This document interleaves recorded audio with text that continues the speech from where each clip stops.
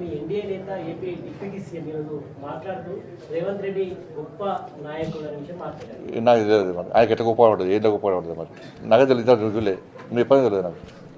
వాళ్ళ గొప్పతనం వాళ్ళ ఇద్దరి మధ్య అండర్స్టాండింగ్ గొప్పతనం నాకు తెలియదు మరి.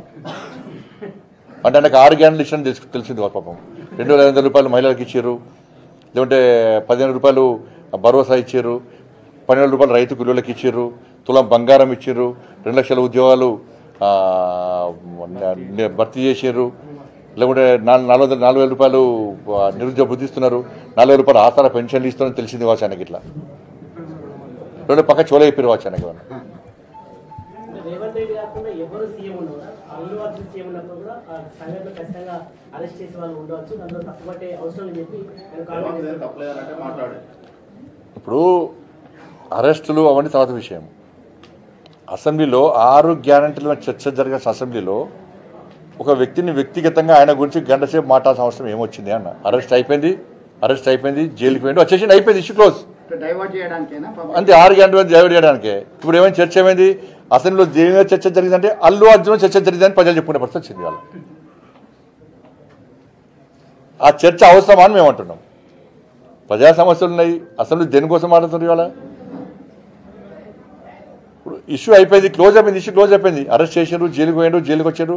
ప్రభుత్వం చట్టం తన పని తాను చేసుకుని చెప్పి ముఖ్యమంత్రి చెప్పిండు, చట్టం తన పని తాను చేసుకున్నది అయిపోయింది. మళ్ళీ చట్టం గురించి ఈయనది మాట్లాడారు అసెంబ్లీలో అంటున్నా. అంత అవసరం ఏమొచ్చింది? ఇది నాకు తెలిసి ఇది అల్లు అర్జున్ గారికి రేవంత్ రెడ్డి గారి మధ్యలో ఏదో చెడినట్టున్నది. అంటే నాకైతే ఒక డౌట్ వస్తుంది అది. లేకుంటే గింత ఎందుకు వస్తుంది ఒక వ్యక్తి గురించి? అట్లా ఈరోజు చాలా మంది ఉన్నారు తెలంగాణలో. ఇప్పుడు 1000 కోట్ల ఇది కలెక్షన్ వచ్చిందట.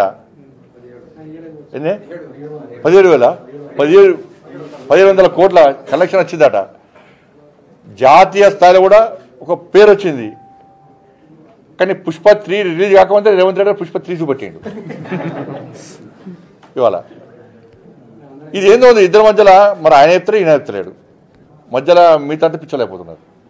ఏదో చెడింది అది. 14% ఇంకా ఉండొచ్చు మరి రకరకాల జరుగుతుంది అది.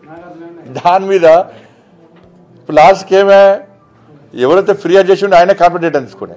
ఇలా ఏమయ్యే పరిస్థితి వాళ్ళ తండ్రే భర్తనే ఇలా ఫిర్యాదు రేటు తీసుకునే. మరి ఆయన ప్రభుత్వం నమ్మకం ఉందా, లేకుంటే అల్లు అర్జున్ గారి నమ్మకం ఉందా? ప్రభుత్వం మీద నమ్మకం లేకనే కదా రిటర్న్ తీసుకున్నది.